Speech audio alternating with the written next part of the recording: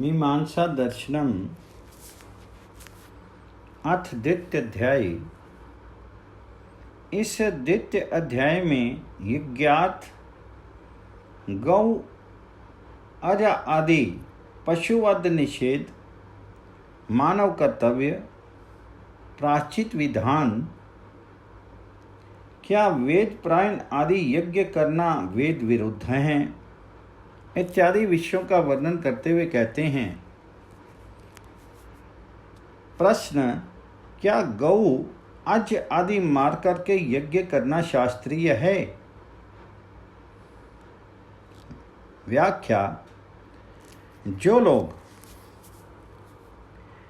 वाक्यों से यज्ञ में पशु के मारने की, उसके हृदय जिहा को काट करके अग्नि में हवन करने को कहते हैं, वे अति भूल में हैं, क्योंकि यज्ञ का नाम अध्वर है। जिसमें हिंसा किसी भी प्राणी की ना हो वह अध्वर कहलाता है। तो इनका अर्थ क्या है, सुनो। अवद्यति, आलभति, ये अपूर्व कर्म के विधायक हैं, इसलिए पशु तथा सौम्य रूप द्रव्य के संस्कार का विधान करते हैं। फिर यज्ञ में उन द्रव्यों को डालें, गौ को पालकर घृत युक्त से यज्ञ करें इत्यादि। दूसरे, लाभ धातु का अर्थ लाभ है और आंग का विशेष। जिस क्रिया से कर्ता को विशेष लाभ प्राप्त होता है उस क्रिया का वाचक आल भेद पद है। सुख संपत्ति को विशेष लाभ कहते हैं। उसकी प्राप्ति पशु के दान से हो सकती है, हिंसा से नहीं, क्योंकि वेद में हिंसा का निषेध किया है। गौ का नाम अधन्या आया है, जिसका मारना सर्वथा ही पाप माना, और अज आदि पशुओं की भी पाही रक्षा करना कहा है। जो गौ और घोड़े आदि को मारे उसे शीशे की गोली से सर्वथा समाप्त कर दो, जिससे राष्ट्रवासी गो घृत दुग्ध आदि सेवन से और अश्व आदि के बिना कमजोर ना हो।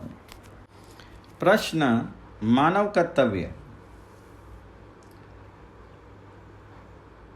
वाक्यों से भी ये सिद्ध होता है कि मानव जब तक जिए तब तक यज्ञ, दान, पुण्य, संध्या वंदन को सदा करता रहे। जो नहीं करते वह पापी हैं। यह शास्त्र व्यवस्था है। प्रश्न, क्या वेद में परस्पर विरोध है? व्याख्या, जो लोग वेदों की शाखाओं में कर्म का और फल का भिन्न विरोध, नाम भेद, रूप भेद, धर्म भेद, पुनरुक्ति, निंदा, अशक्ति, समाप्ति वचन, प्रायश्चित, अन्यार्थ दर्शन आदि शब्दों को देकर परस्पर एक दूसरे का विरोध सिद्ध करते हैं, वे केवल शब्दों या अपनी व्यवस्था में भिन्नत्व हो सकता है, परंतु कर्म और फल में किसी का विरोध नहीं। सबका एक ही कथन है कि स्वर्ग कामो यजेत, सुख शांति का इच्छुक अग्निहोत्र करे, सुख अभिलाषी गृहस्थी संध्या वंदन आदि नित्य करे। केवल नाम आदि भेद से अग्निहोत्र कार्यों में भेद नहीं हो सकता, क्योंकि उनकी विधि एक जैसी। विद्या, अध्ययन, अध्यापन और भोजन भूमि पर या काष्ठ पटल, तख्त आदि पर ही होना शास्त्र और शिष्ट जन सम्मत है, ना कि पशुवत खड़े खड़े खाना, कुर्सी आदि पर पैर लटका, जूते पहने हुए पठन पाठन करना। प्रश्न, अब प्रायश्चित का विधान करते हैं। जब भी किसी यज्ञ यागादि के कार्यों में कोई गलती, आधिक्य, न्यूनत्व रूप में मानव के नाते से हो जाए तो प्रायश्चित अवश्य करना चाहिए। इसलिए मंत्र से यज्ञांत में प्रायश्चित आहुति का विधान भी किया है। प्रश्न, यज्ञ विषयक आवश्यक जानकारी के कुछ तत्व। जिस यज्ञ आदि शुभ कर्म का आरंभ करो उसे पूरा करके ही छोड़ना उत्तम पुरुषों के लक्षण होते हैं। बाधाओं से घबराना वीर और गौ राष्ट्र भक्त वैदिक धर्म अनुयायी का धर्म नहीं। इसलिए यज्ञ अथवा सत्संग के बीच में जाना उचित नहीं। ये तो विधान है जो प्रारंभ होता है, इसकी समाप्ति भी होती है, फिर थोड़ी देर भी हो जाए तो भी क्या घबराना। यज्ञ याग दान आदि कर्मों की सिद्धि में उपकारी सामग्री के साधन घृत ब्रीहि आदि का नाम द्रव्य है। उसमें शुद्धता आद रहित आदि धर्मों का नाम गुण, और जिसके होने पर पदार्थ किसी अर्थ की सिद्धि के योग्य हो जाता है, इसी प्रकार की सामग्री के प्रोक्षण आदि धर्मों का नाम संस्कार है। यज्ञ याग दान पुण्य की भांति व्याख्यान भी इस प्रकार का कर्म विशेष है। इससे भी अभ्युदय की प्राप्ति होती है, क्योंकि व्याख्यान के बिना विधि विधान और कर्तव्य अकर्तव्य धर्म अधर्म आदि का ज्ञान नहीं हो सकता। इसलिए यज्ञ याग आदि के समय किसी विद्वान साधु संत का व्याख्यान अवश्य होना चाहिए। यज्ञ याग व्याख्यान आदि से धर्मार्थ आदि चतुष्टय पुरुषार्थ फल को यजमान प्राप्त करता है। कुछ एक विद्वान जो ये मानते हैं कि कार्य का आरंभ तो वेद मंत्रों से करें, परंतु उपसंहार में वेद मंत्र उच्चारण की क्या आवश्यकता है। इस पर आचार्य प्रवर कहते हैं कि उपसंहार भी वेद मंत्रों से ही करना अधिक महत्वशाली है, और ऐसा ही पूर्व ऋषि मुनि करते आए हैं। जैसे ओम ध्यो शांति अंतरिक्षम शांति, इस मंत्र से शांति पाठ बोल के कार्य को समाप्त करते चले आ रहे हैं। प्रश्न, सिद्धांत निर्णय की कसौटी। जहां धर्म के विषय में शंका पर शंकाएं उपस्थित की जा रही हों, वहां गौण स्मृति आदि के प्रमाणों को छोड़ करके अंतिम निर्णय वेद का माना जाना चाहिए, क्योंकि वेद ही सब में मुख्य हैं। कहा भी है, धर्म के जिज्ञासु के लिए सबसे अंतिम प्रमाण वेद ही हैं। पुनः इसी विषय पर कहते हैं, जहां अंग अंगी भाव रूप संबंध के बोधक श्रुति लिंग वाक्य प्रकरण स्थान और समाख्या इन प्रमाणों के द्वारा संशय को दूर करें और अगले की अपेक्षा पूर्व का बलिष्ठ होता है, जैसे श्रुति लिंग में श्रुति बलिष्ठ है इत्यादि। श्रुति के 3 भेद हैं, विधात्री, अभिधात्री और विनियोग। दूसरा सामर्थ्य का नाम लिंग है, जैसा कि कहा है, शब्द और अर्थ रूप संपूर्ण पदार्थों के सामर्थ्य को लिंग कहते हैं। ये सामर्थ्य भी 2 प्रकार का होता है। एक शब्दगत अर्थ को प्रकाश करने की शक्ति रखने वाले को शब्दगत कहते हैं, और कार्य कारण वस्तु में कार्य करने की योग्यता रखने वालों को अर्थगत कहते हैं। जैसे स्त्रुआ में घृत डालने का सामर्थ्य होता है। आकांक्षा आदि के वश पदों के परस्पर संबंध का नाम वाक्य अर्थात आकांक्षा योग्यता और आस्ति वाले पद समूह का नाम वाक्य है। प्रकरण फल प्राप्ति सहित याग करने को प्रकरण कहते हैं और अवान्तर प्रकरण को महाप्रकरण कहते हैं। स्थान समान देवता का नाम वह 2 प्रकार का होता है, एक पाठ की समानता से, दूसरा अनुष्ठान की समानता से। यह पाठ भी दो प्रकार का होता है, एक यथासंख्य पाठ और दूसरा सन्निधि पाठ, समीप पाठ। यौगिक पद का नाम समाख्या है। ये वैदिक और लौकिक भेद से दो प्रकार की होती है। वेद तथा वेद व्याख्यान भूत ऐत्रेय आदि ब्राह्मण सिद्धि को वेद की कहते हैं, इसलिए मीमांसा दर्शन वेद की श्रुति है। पाठकों को ये दर्शन अवश्य पढ़ना चाहिए। प्रश्न, मुख्य यजमान एक ही होवे। जो लोग यज्ञ में दो दो चार चार यजमान बनाते हैं या यजमान के किसी विशेष कारण से असमर्थता आ जावे तो उसके स्थान पर दूसरा नियुक्त कर दिया जाता है, वह भी उचित नहीं, क्योंकि यजमान मुख्य तो एक ही होता है।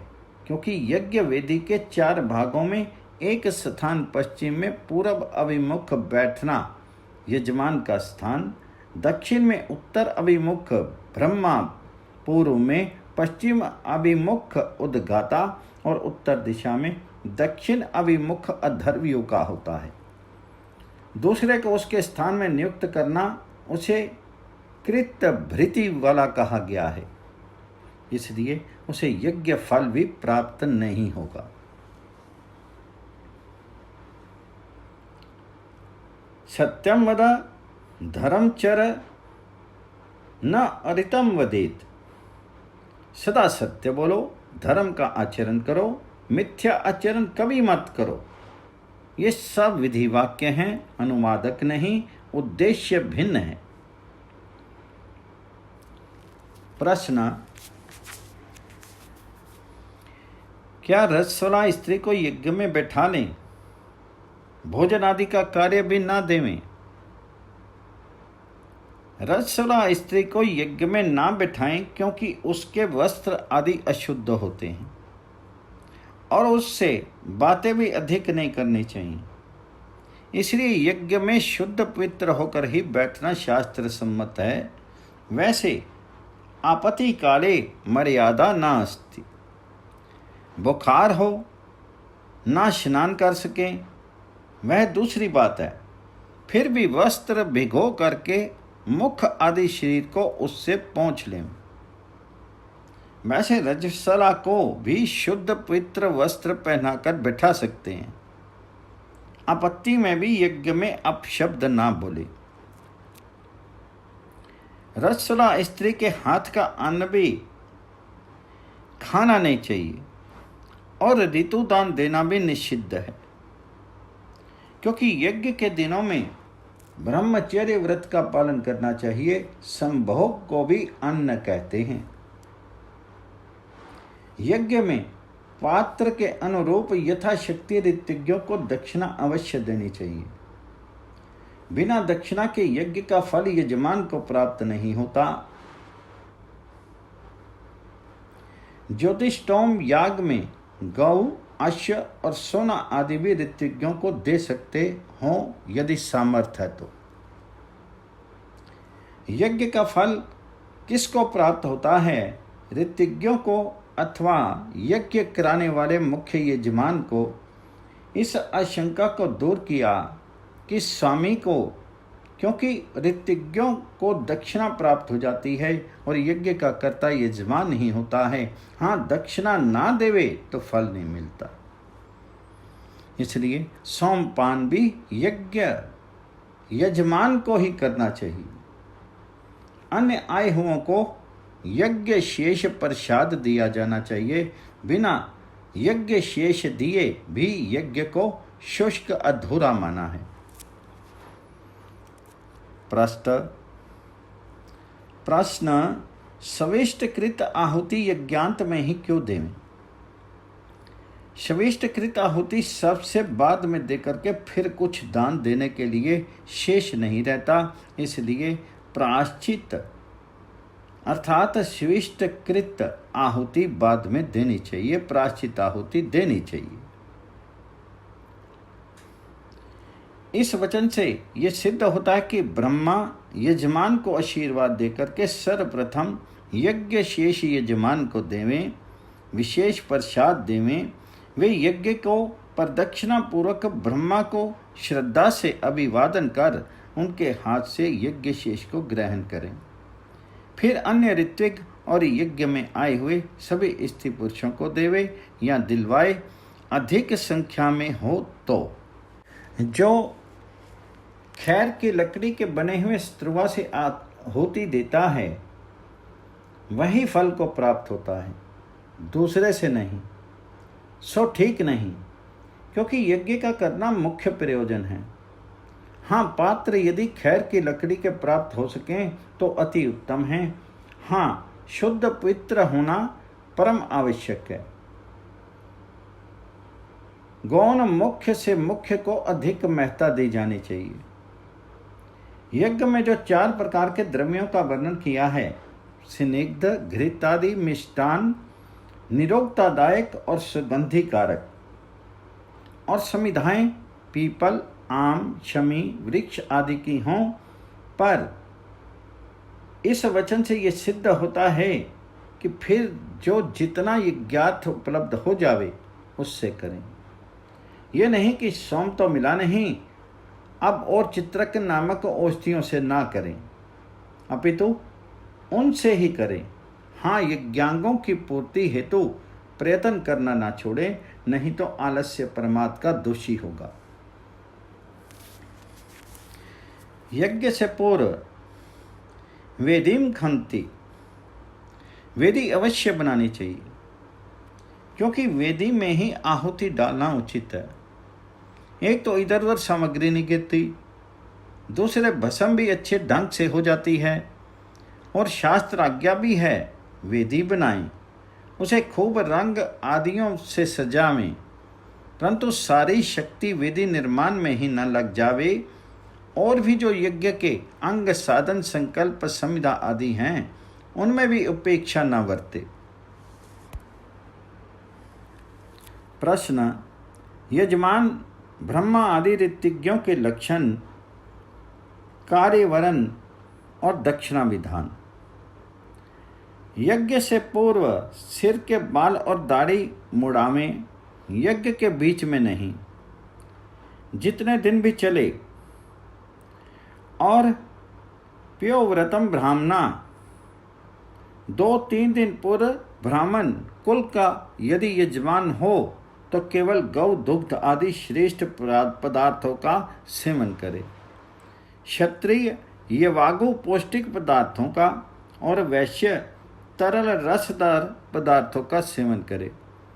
ब्रह्मचर्य का पालन करे, सतोगुनी वृत्ति रखे। इससे यज्ञ में विशेष आनंद आवेगा, और ये यजमान के लिए यज्ञार्थ अंग माने हैं। उपरोक्त यज्ञ के साधन भूत अंगों के पालन से दीक्षा को प्राप्त होता है। दीक्षा से यज्ञ करने का पात्र योग्य अधिकारी बनता है। उससे उसमें यज्ञ आदि शुभ कर्मों के अनुष्ठान में अधिक रुचि जागृत हो जाती है। फिर उस शुभ कर्मों के करने का फल उसे अहलौकिक और पारलौकिक सुख, सत्य, मोक्ष, परमात्मा की प्राप्ति होता है। और ऋत्विज्ञों को दक्षिणा 1200 देवें। दक्षिणा का भी यथाशक्ति देने का विधान है, तभी ये फलीभूत होता है। बड़े बड़े यज्ञों में 17 ऋत्विज्ञ होते हैं। एक यजमान सहित उनका परित्याग करना उचित नहीं। ऋत्विज्ञों को दीक्षा का विधान ठीक है। 17 में सब ऋत्विज यजमान होते हैं। इस वाक्य से ऋत्विजों को यजमान कथन करके तदंतर अधर्वियों गृहपति यजमान को दीक्षा देकर के ब्रह्मा, उद्गाता और होता को दीक्षा दे। उसके बाद अधर्वियों को दीक्षा देकर के अर्धियों अन्य ऋत्विज्ञों को दीक्षित करे। इस वाक्य से यजमान के सदृश सभी ऋत्विज्ञों का दीक्षा का विधान किया है। दक्षिणा सबको देवें। मीमांसा दर्शन में द्वितीय अध्याय में प्रश्न, बड़े यज्ञों में अधिक से अधिक कितने ऋत्विज होने चाहिए? 16 ऋत्विजों के साथ 17वें यजमान का ही ग्रहण होना उचित है, क्योंकि विहित कर्म का कर्ता होने से उसके अत्यंत ही सन्निहित कहा है। और इस वाक्य से सिद्ध है। उन 16 के नाम इस प्रकार कहे हैं: अधर्वियों के सहयोगी, नेष्टा, उन्नेता और प्रतिप्रस्थाता, तीनों यजुर्वेदोक्त कर्म के करने वाले दीक्षा रूप कार्य के करता हैं। ऋग्वेदोक्त शंशन रूप स्तुति आदि कर्मों के करने वाले होता के सहयोगी मैत्रावरुण, अच्छावाक और ग्राफस्तुत, सामवेदोक्त गान रूप कर्म के कर्ता उद्गाता के साथ प्रस्तोता, प्रतिहर्ता और सुब्रह्मण्य, ये 3 और ब्रह्मा जो चारों वेदों का वक्ता सब कर्मों के निरीक्षण करने वाला उसके सहयोगी ब्राह्मणाच्छंसी, अग्नित और पोता हैं। दक्षिणा ब्रह्मा अधर्वियों उद्गाता की बराबर या ब्रह्मा की कुछ अधिक, अन्यों की आधी, दूसरों की चौथाई जैसे मान लिया। 100 रुपये ब्रह्मा के तो 50-50 रुपये अधर्वियों उद्गाता के, फिर 25-25 सब ऋत्विज्ञों के। लोग ये मानते हैं कि इन ऋत्विजों में कोई किसी के कर्म को कर सकता है, वह विशेष अवस्था में थोड़ा किया जा सकता है, परंतु ये नियम नहीं हो सकता, क्योंकि सब ऋत्विजों के कर्मों की भिन्न भिन्न व्यवस्था कही गई है। जैसे अधर्वियों यज्ञ की व्यवस्था करता है, उद्गाता वेद का पाठ, ब्रह्मा यज्ञ और वेद पाठ में कर्मियों को देखता है, और होता यजमान आहुति डालता है। यद्यपि विधान तो सबके अलग अलग हैं, फिर भी असमर्थ में एक दूसरे के कार्यों के करने में परिवर्तन कर सकते हैं। वेद ईश्वरीय होने से वेद ही स्वतः प्रमाण हैं। उनमें जिन जिन कर्मों का विधान और निषेध किया गया है, उन सब को उस ही अनुसार हमें स्वीकार और त्याज्यों को अस्वीकार करना चाहिए। इसमें कोई नुच नच की आवश्यकता नहीं। वैदिक कर्मों का अनुष्ठान मनुष्य मात्र का धर्म है, परंतु उनको समझने के लिए ऋषि परनीत व्याख्यानों से ही ठीक ठीक समझा जा सकता है, क्योंकि अवैदिक पुरुषों के व्याख्यानों से ठीक ठीक बोध न होने से अनुष्ठान में मनुष्य प्रवृत्त नहीं होता। इसलिए 8 वर्ष से लेकर के कम से कम 25 वर्ष तक पुरुष और 16 वर्ष तक लड़की सांगोपांग अंग शिक्षा, कल्प, व्याकरण, निरुक्त, छंद और ज्योतिष शास्त्र वेद को पढ़े। उपांग न्याय, वैशेषिक, सांख्य, योग, मीमांसा और वेदांत दर्शन, इन 6 शास्त्रों को कहते हैं।